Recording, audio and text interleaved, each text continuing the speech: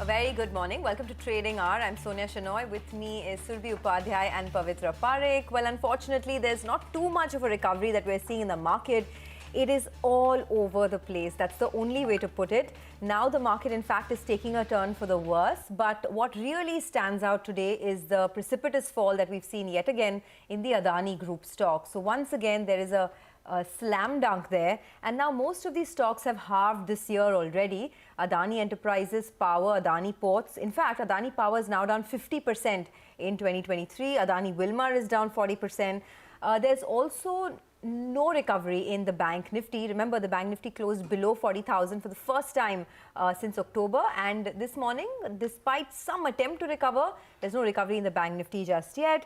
A lot of things to watch out for. There's F&O expiry today. There's a lot of data coming out from the US as well. So plenty to negotiate. But it's fair to say that, you know, the bears have sort of tightened their grip on the market. So that's the only way to put it. Absolutely. Sonia, I'm glad you brought up F&O expiry. That also reminds me that this afternoon is going to be anything but dull, given that there's so much going on in the market. But for the time being, we're absolutely flat. Actually, I mean, we started with actually a big gap down. When the market opened at about 9:15, you had that big gash. Then there was a recovery. So if you're an optimist, you'll say at least we're not sliding. I mean, at least it's still close to the flat line. But again, Sonia's point is very valid that we are not able to build on any sort of a meaningful gain. That's the story here in India and actually even around the world. Asian markets are a very, very mixed lot. You're not getting a clear directional trend. And what has happened is that all of this talk of inflation and interest rates and whether rates will stay higher for longer, that's definitely put the bulls on the back foot. I mean, whether you're looking at that chatter in overnight US action, or whether you're looking at, of course, the takeaways from the MPC's minutes, it's very clear that the MPC itself is divided about how sticky core inflation is and what the path needs to be. A lot of the experts on the street are anyway penciling in another 25 basis points rate hike in April. So the rate hike talk is not going away, and that's keeping a lid on the gains. Now, for the Nifty, what levels to look at? I mean, we are below the 20, the 50, the 100 DMA. The 20 is the first one, but even that level is almost 200 points from where we are. So it's a far cry. And again, you don't have a decisive up move in any big sector today that perhaps could, make a case for the bull. So Pavitra, I guess for the time being, I guess people will just have to be content with the fact that at least we're not sliding like yesterday. Oh, absolutely. I mean, we're as flat as it gets on the index. But, there's one stock which you guys didn't mention, which is ITC, which is just firing away. Even yesterday, it sort of held up amid that weak setup. Once again, it is the top gainer on the Nifty, 2% higher there. Some of the metal names doing well. Since it looks so flat on the surface, let's just look at what's going on underneath. Few of the larger metal names looking good, but take a look at the mid caps because that's where a lot of the action is. So something like a JSPL, SAIL, even a Hind Copper, Hindustan Zinc, you have an NMDC. These are holding up well from the metals pack. A lot of the mid-cap IT companies also doing well today. So whether it's a Sonata Software, of course, there's been a big acquisition there. We'll speak to the management as well in a bit. Mastech, Nucleus Software, these ones are, seeing gains between 4 to 6% in a very flat market. So that one is important to watch as well. On the downside, Sonia has already mentioned the Adani group of stocks. There's Zee Entertainment, of course. We will talk more about that as well. And then there is a bunch of the real estate names this week. Anyway, this entire year has not been good for real estate. But take a look at some of the stocks right now. So Macrotech Developers will come up for you. That one is looking quite weak, over 2% lower right now. You have Prestige, Oberoi. These are just a few of the names that are in focus. But that entire index is down 4% this week. So that's what's happening in terms of market and stock-specific action. But let's kickstart the show now by talking about one of those stocks. We have GAIL, which is higher in trade. This is post a fresh brokerage note from CLSA. So Sonal is here to take us through the details there. Sonal. Thank you for that. Well, it's a bullish note where they've increased the target price on the stock to 125 rupees per share versus 110. They have a buy on the stock, and there are a couple of reasons why they are positive on the stock as well. They are factoring in a 40% tariff hike from the new norms, and that is the reason why they've upgraded FY24, FY25 EPS by 14%. Now, GAIL recently proposed integrated tariffs that is across comprehensive network of their transmission pipelines. What they had suggested would lead to an increase of around 70% in their their tariff hikes. PNGRB has had some disagreements as well. But despite that, factoring that in as well, CLSA expects a 50% tariff hike for GAIL to come through. They expect this to come up in next month, sometime around mid of March, because they have an open house to discuss these provisions on 6th March itself. They believe that tariff would rise, and that is something which would lead to an earnings multiple going higher as well. Share of utility part, this is the other segment that they are talking about. Utility, where we have transmission, the pipelines, that will rise to near record of 58% for EBITDA of GAIL. So far, it was the marketing segment, which is very commoditized. That used to be the major chunk. Cyclical commodity segments now account only for 19% of the SOTP, which is a good thing. And the higher proportion comes in from utility business, which is stable. So that's the reason some of these triggers CLSA has discussed in its notes. Okay, thanks a lot for that. So that's on GAIL. But Orient Cement is in focus. There's been back and forth on a deal with Adani Power. And now after, all the chaos with the Adani group, perhaps that deal may not go through. Nigel is here with the details. Nigel, over to you. Well, in 2021, Orient Cement had signed a non-binding MOU with Adani Power Maharashtra. Now, the hope is that they'll go ahead and they'll set up a 2 million ton plant in Maharashtra itself. But now, in fact, clarification has come through. And Orient Cement says that the company has requested them that this will not be possible. The timelines as well have got lapsed. And not just that, all the requisite clearances have not come about. So because of that, that plan has fallen through. Remember, it's not a big negative actually for Orient Cement, because the street was not really baking in anything till they saw a plan being drawn out. And now we'll wait for Orient Cement to go ahead and draw out a fresh plan. Because remember, for the last few years, they have not been able to ramp up capacity, and they've not added any capacity as well, because they're functioning at not optimum utilization levels. So the focus from here on will be, what is Orient's plan in terms of scaling up from around 8 million tons all? We'll stay tuned to that. But not a big negative, though this deal doesn't seem to be happening now. Back to you. Okay, got that. That's one of the stocks that is in focus today. The other, by the way, is Zee. And you will hear a lot more on Zee as we go along in the show. Right now, I just want to point out that the biggest cut, I think, was almost 15% lower at one point in time. Then it's recovered, but it's still down about 9%. We all know the moves at the NCLT. We'll be discussing this with Lata in a lot more detail in the next couple of minutes. But before Zee, one more stock that's in focus, and that is Bharat Dynamics. It's been quite a stunning mover over the last 1 odd year, rising well over 100%. Well, in the earlier part of the day, we had the management with us, Siddharth Mishra, CMD of Bharat Dynamics. The company has bagged an export order worth $255 million. The aerospace and defense major also has entered into multiple MOUs with several foreign and Indian companies during Aero India 2023, which was organized just earlier this month. Take a look at what the company had to say about the way they'll close out FY23 and the look ahead to the next fiscal. Either by end of this financial year or beginning of this next financial year, we will be getting this order of 3rd and 4th Regiment of Akash.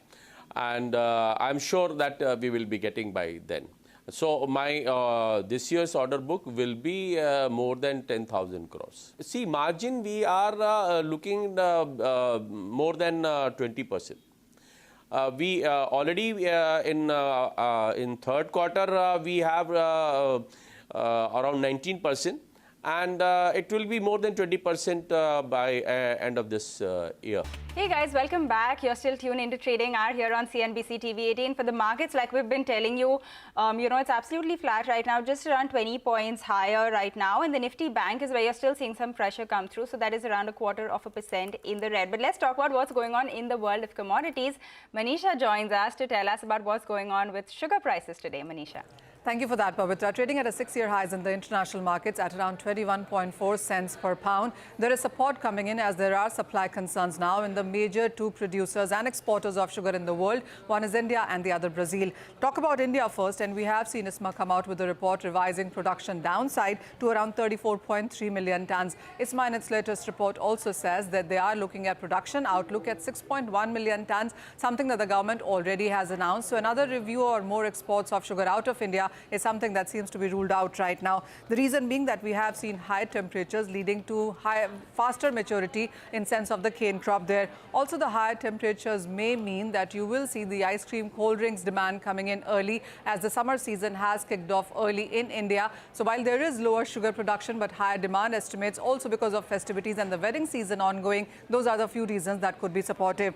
The other is that the Brazil also has ended the tax exemption for fuel ethanol imports. That means it's going to be more profitable going for ethanol as a cane diversion in Brazil. For the Indian markets as well, we are looking at 4.5 to 5 million tons as being diverted towards ethanol. So that is a supportive factor too. And then an interesting report from CARE which says that revenue for the sugar mills for FY23 could be anywhere between 8 to 12% on the higher side. So all factors pointing towards further sweetness in the sector. Okay, thanks a lot for that, Manisha. Well, the mid-cap index actually, taking a turn for the worse. So the index is now down about 100 odd points. The broader market is really, going through a bit of a rough patch right now, and the advanced decline ratio also now just about, trending in favor of declines. Let's take a short break. On the other side of the break, Sonata Software is the stock that's soaring right now post the acquisition. Let's focus on one of the stocks that's definitely catching the market's eye, and that is Sonata Software. The market is giving a thumbs up to the company's acquisition of Quant Systems. Now, Quant is a Texas-based IT services company. They are into things like, data analytics. They look at cybersecurity. And there's a lot of buzz about what this company can really add to Sonata Software Systems. It's a large deal for Sonata. The total value could be almost 1,300 crores. The upfront payment is 550 crores. And then over the next 2 years, the remaining payout happens linked to certain milestones. So let's get more details on this. Sameer Dheer, the MD and CEO of Sonata Software, is joining us to explain the contours of the acquisition. Sameer, thanks very much for taking this quick call. So tell us first, what exactly does Quant bring to the table? And, how have you come about the pricing? I don't have the exact multiple with me, but at around 1,300 over 2 years, this would be how many times sales? Yeah, hi. So first of all, we're very excited about the market that we serve as Sonata. The modernization story that we have talked to you earlier as well continues to resonate with our clients. So we're very optimistic about the market trends and what market holds for companies like us as we move forward. Now, clearly, Quant is a growth acquisition. This is all about growth and accelerating growth for Sonata. It's one of the largest acquisitions. In fact, it is the largest acquisition for Sonata to date. What it brings to us is really three things. Number one, we've talked about diversifying a business into healthcare, life sciences, and banking and financial services. So the clients that they have really give us a very solid footing into the healthcare, life sciences, and banking financial services industry. And it's a very important area for us because that's the predominant spenders of IT in the digital space. That's one key focus for us. The second is their clients will break into top 5 of our clients. So 2 of their clients will break into top 5 of Sonata, one banking client and one healthcare client. And they're both Fortune 500 companies. And that gives us a headroom to grow into those accounts as we move forward so that we can leverage our capabilities and joint capabilities of Quant and Sonata and really blow these accounts out from a growth perspective. Okay. And number 3, the capabilities that these Quant teams have, enterprise data privacy, Salesforce.com, cybersecurity, those are all areas which our clients continue to invest. So we believe, again, that's a third vector which we believe will continue to grow. So in summary, it's really all about growth to accelerate growth. And hence, we're very bullish about this acquisition as we move forward. Okay, so, I'll come to the amount that you've paid for the acquisition in a bit. But before that, I was going through the financials of Quant. And between CY 20 and 21, there was a big jump. It went from $8 million to $25 million. Somehow that growth has slowed down. It's gone from 25 to 37 in CY 22, which is barely about an 8% growth. Can you tell us for Quant, what could the growth rate look like? Is it going to be in single digits itself? What could the average growth be about a couple of years down the line? Sure. So if you look at them last year, CY 22, they grew sequentially Y-on-Y 48%. So if you do 25 to 37, that's about 48% Y-on-Y growth, which is pretty staggering growth. Now, clearly the base is small, so the percentages look high, But as we scale the platform, we believe they will continue to outperform the market significantly and will be a significant growing company for us. And that's from the top line perspective. I'm very bullish about what Quant can bring and continue to bring to the table from a growth perspective. Right. Good morning, Mr. Dheer. Thanks for joining us. This is Pavitra. Can you tell us what is the kind of potential that you see from Quant in terms of what it can contribute to your overall revenues? I mean, you have spent 540 crores on this, which is, most of the cash in your book. So can you tell us just in terms of revenue contribution, how much will come from Quant? Yeah, so I think Quant will be a significant part of our business as we move forward. Going into the next fiscal, we expect them to be about 1/6 of our revenue or so, approximately, as we move forward, between 1/5 to 1/6 of our revenue. It's a significant part of our portfolio as we move forward, and it's quantum of the revenue aside. But what's exciting is the quality of work they bring to table and the growth prospect that we have. That's why we're all very excited about what this acquisition holds for us as we move forward. Samir, at around 4 times price to sale, if I take the entire amount, 160 million, isn't this a bit of a pricey deal? I mean, how does it stack up vis-a-vis some of the other acquisitions or deals in this area? We're talking about a company that's into data analytics, cybersecurity, and some of the other specialities that Quant operates in. So if the market is very wide, quite candidly, in this area. But if you put this in perspective, they are a high growth company. 48% Y-on-Y growth is not a small achievement what they've achieved last year. And if you layer then on top of it the EBITDA that they have delivered, which is in mid-30s EBITDA, which is a very strong EBITDA performance as well. And that's really possible because they serve a Fortune 500 set of clients and have very differentiated capabilities around cybersecurity and data privacy, which is a really hot area in the marketplace right now. So we believe what the capability you bring in, we believe it's a very fairly priced deal. It's a win-win for Quant Systems and it's a win-win for Sonata Software go forward. Okay, can you tell us a little bit about how you funded this deal? The upfront amount you had to pay was around 540 crores. You have a deferred achievement-based payout over 2 years of 788 crores.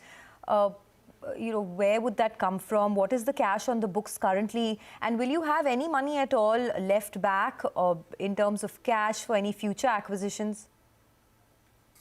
Yeah, so this is really funded from our cash and cash accruals. So given this is a deferred payout, so the cash that we have and the cash that will generate in time to come will take care of it. Of course, we'll take some short-term loans. But we are not worried about this causing any strain for us from a long-term perspective, from a cash book perspective. Yes, for the next 1 or 2 years, we've taken some short-term loan, but that will be paid up as we move forward on this basis. And this will not have any dent on our go-forward plans to do any future investments, whether M&A or otherwise. So what is the cash on the books currently? I won't have the number handy right now, but I think the overall performance of the payout will really be driven from the cash and cash accruals as we move forward and some short-term loans. All right, got that. Mr. Dheer, we were just talking about, what Quant can bring to Sonata in terms of the contribution. You said it could be around 1/5, 1/6 of the total revenue. Can you also tell us what it will do to margins? Because I do believe that Quant functions at a better margin profile. So if you can tell us what it will do to the overall margins for Sonata Software?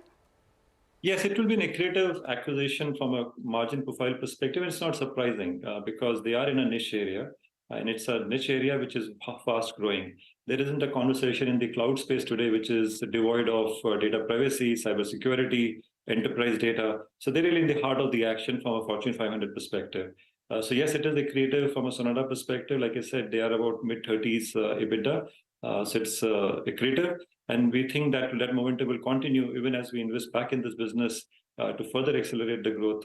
We believe that Quant will contribute an accretive investment from an EBITDA perspective. Okay, Samir, we will leave it at that. Thanks a lot for joining in. Appreciate your thoughts and all the best. Any more acquisitions that you have looked at or are planning in the next 12 months?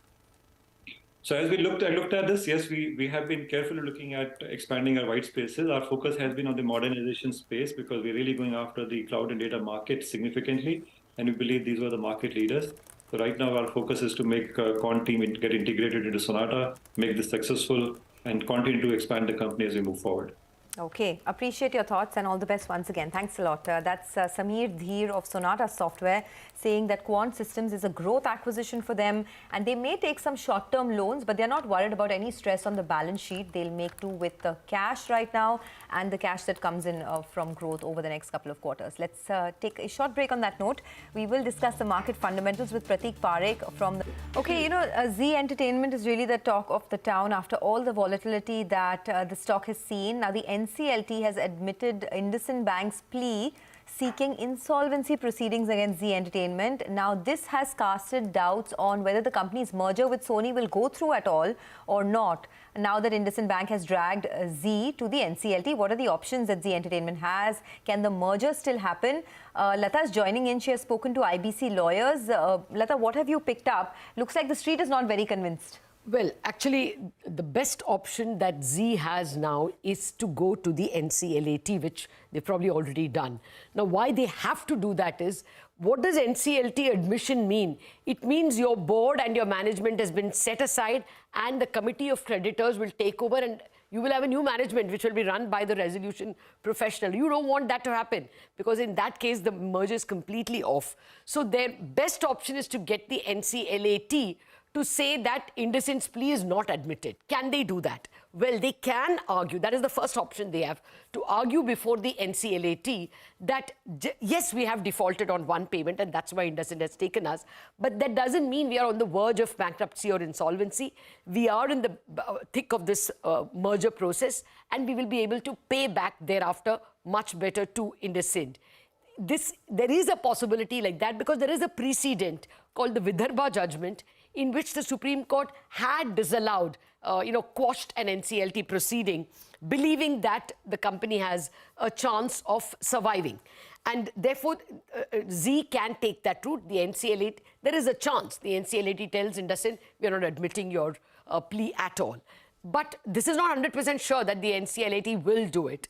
The alternative that Zee can do is that probably IndusInd has gotten very miffed with the resolution plan that Zee is working out with Sony. Maybe it is getting nothing or getting very little, and that is why they're angry and they've gone to NCLT. So you can convince them, convince the other lenders, give them a better share, and then IndusInd itself can be convinced into withdrawing its case from the NCLT.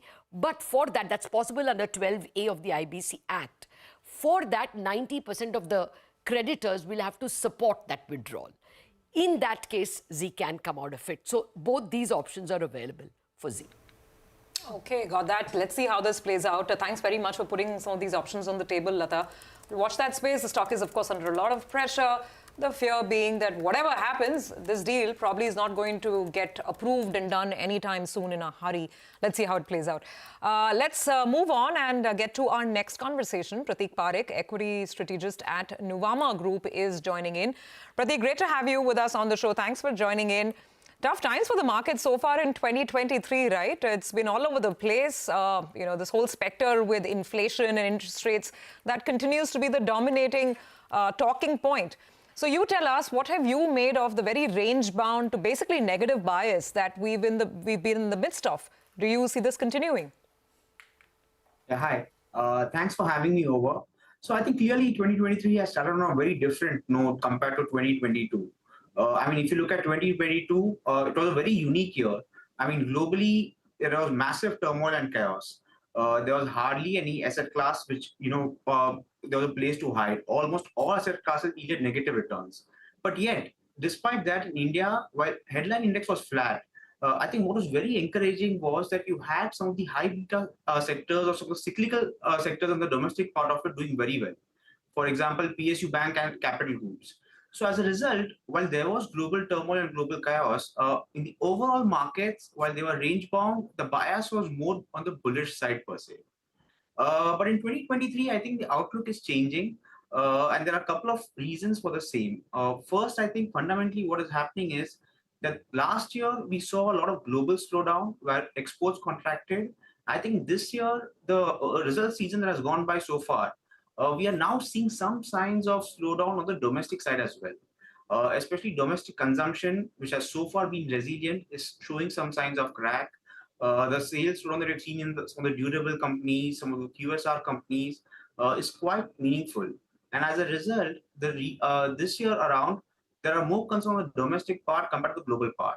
Second, last year, while there was global liquidity tightening, on the domestic part of it, you had liquidity being largely in surplus and rates were still very benign. Now even rates are catching up. So to that extent, I think clearly 2023, the outlook is a lot different from 2022. And in 2023, I think from inflation and liquidity, I think we are more worried about the growth part of it, where on a cyclical basis, the domestic growth as well, could see some moderation after it being very strong last year per se, is what I feel. I And to think, that extent, yes. cautious that's warranted. I think, Pratik, that, growth scare is understandable. I mean, we were just talking a while back about the minutes of the MPC meeting, right? The RBI MPC meeting. And that indicates that the entire committee believes that it's premature to pause on rate hikes in India. Now, if rate hikes continue here, then once again that argument comes up about how much it could hit demand.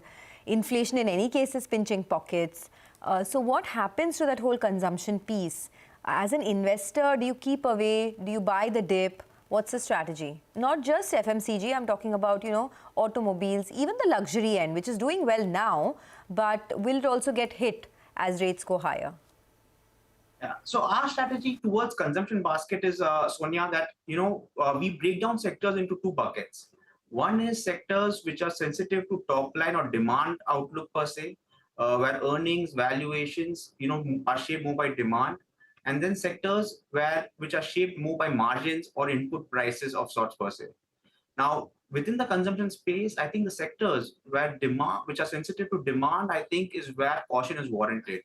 The whole durables pack, real estate, I think this is a space where we are a lot more cautious because we think that the demand slowdown can be quite meaningful.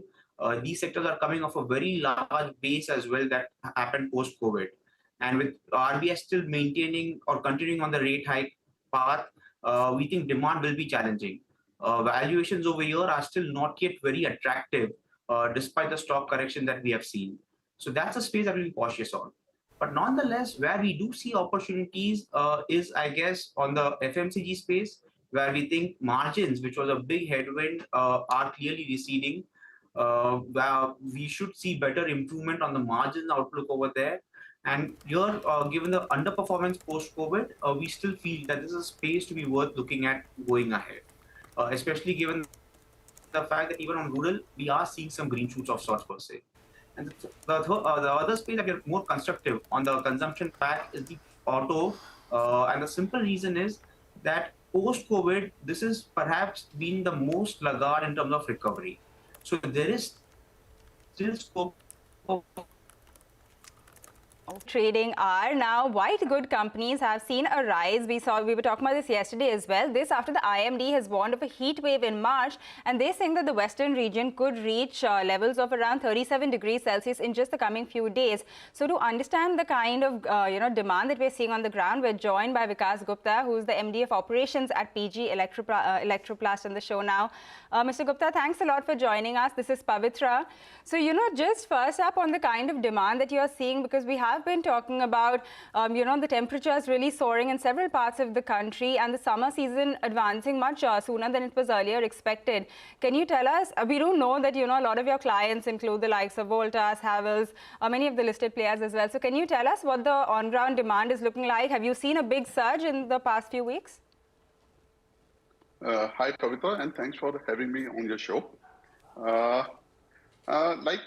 You have rightly told, we are seeing an early onset of summer, and I think most of the parts of the country are reporting record temperatures. In fact, in North India, I'm based out of Delhi, so I saw that February month has been going exceptionally hot for Delhi as a whole. So everybody, like all the manufacturers who are manufacturing cooling products, are quite bullish on the demand for the cooling products. So as of now, the response or the query that we have with our clients is very strong and very bullish. And we are, like all the industry players, are seeing a 100% capacity utilization. And everybody's hoping that this summer will have a good sales or record sales for all the cooling products. So, I mean, for the benefit of our viewers, you folks do electronic manufacturing services, right? For a lot of these companies Yes. that manufacture washing machines, refrigerators, air conditioners. So your clients are companies like Voltas, other carriers, etc., if I've understood that correctly, which means that, of course, if they are seeing higher demand, so would you. But is your wallet share going up from any of these clients? And if yes, what would that mean in terms of an overall growth for you, say in FY24? Sonia, we are actually manufacturing, we are a contract manufacturer. We are manufacturing washing machines, air conditioners, air coolers, and televisions for the brands, as you pointed out, for companies like Voltas, Whirlpool, Lloyd, and all these brands. So definitely, we are seeing an increasing wallet share with our clients, and that can be seen in our past performance also, like the kind of sales that we have experienced in the current financial year are growing at a very strong momentum. And I think going forward also for industry as a whole, I think the momentum is looking very strong, and the order book is quite strong for almost all the players. Okay. Vikas, tell us a little more. I mean, you had an absolutely splendid third quarter. Margins were up, your revenue grew 75%. And I guess that, it's pretty much in sync with what you're saying because of the kind of contract manufacturing that you're doing. I just have a couple of questions to understand the extent of the order book. I mean, first of all, what is the capacity utilization level that you're operating at? And also, as you're doing more and more work for, a lot of these white goods makers, is there an improvement in the margin profile as well? So please understand, as of now, the capacity utilization in our air conditioner lines is almost 100%. And we completed one round of our capacity expansion in last 4 to 5 months, and we doubled our capacity in AC manufacturing. Like in case of indoor units, our capacity expanded to 2 lakh units per month, and outdoor units 1 lakh per month. So we are running at almost 100% capacity there. So going forward also, I cannot give you the specific guidance for the FY24 because we are in a quiet period, but definitely going forward, we'll share the specifics of FY24. The EBITDA margins, the guidance also, we are maintaining at the same level of 7 to 7.5% as of now. Okay, got that. That is on the EBITDA margin. Mr. Gupta, this kind of solid demand that you're seeing would also put you in a good position to raise prices, right? Are you looking at any kind of price hikes? Please understand, the pricing model with our clients is based on a indexation where the commodity prices are indexed. So that there is a pass-through of a volatility of a commodity price to our clients. So that happens on a quarterly or a monthly basis. So that's a continuous thing that keeps on happening. Okay, we will let you go on that note. The heat wave is definitely not good for us, but it's great for you. So as they say, one man's food is another man's poison. Good that you're, sort of benefiting from the heat wave. Hopefully it doesn't get too... Welcome back. You're with us on Trading Hour. Well, it's time for an important corporate voice now. Our colleague Shilpa Ranipeta caught up with Venu Nair, the MD and CEO of Shoppers Stop, on the company's entry into the distribution of beauty brands, the expansion of their footwear business, and reports of their value fashion foray as well. Take a look at this conversation. Beauty is a strategic pillar for us, and that's something which we are focusing in a large way. We opened year to date, we've now opened 9 department stores, and we've got 11 beauty doors that have been opened. Our aim is to open between 10 to 15 beauty doors every year, apart from the 10 to 12 department stores that we would be opening. So apart from, and SS Beauty will also be augmented by ssbeauty.in and the app for SS Beauty, so that it is a complete omni-channel experience that we give our customers. Now also got into distribution of beauty brands. SS Global Beauty is the distribution, is the subsidiary for Shoppers Stop that is now live. We've got exclusive partnership, and the most recent brand that we have signed is NARS, NARS is part of the Shishido group who we will be bringing into India. We've also got exclusive rights for 8 fragrance brands of L'Oreal International Division, which have now been launched into the country. What about your private labels also, your private brands business? I wanted to get a sense of that. How has the performance been? You had a whole host of new brands also over the last couple of quarters that have come into the play. And how has the performance of that been? How much has the contribution grown? And also if you can tell me if you're looking at adding more brands to your private brand mix? Our private label performance is something which we are very pleased with. Today we have narrowed down, and each of our brands have a clear lifestyle need that they fulfill. We would be launching a footwear brand, again Fratini and Hot Life, which are existing brands, but augmenting them to have a footwear offer within those brands. Okay. So that's something which we would be doing. Apart from that, we are also focusing on bringing in exclusive brands into the Shoppers Stop ecosystem and going where the customer is going. 2 examples that I would like to state. Zeppel, and Zeppel is a custom clothing for women. Okay. And it is a trial which we are carrying out with a company called eShakti in the US, and they bought Zeppel into India. And it's set up in our store in Malad currently, and it is on a pilot.